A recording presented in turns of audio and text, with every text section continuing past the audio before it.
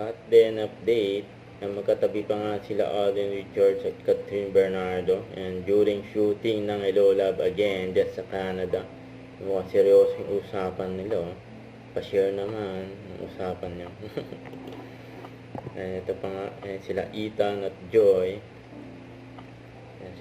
for Hello Love Again sa shooting.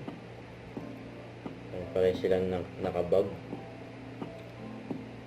Magkakasama yung tatlo, sila Alden, Joros at Catherine sa shooting.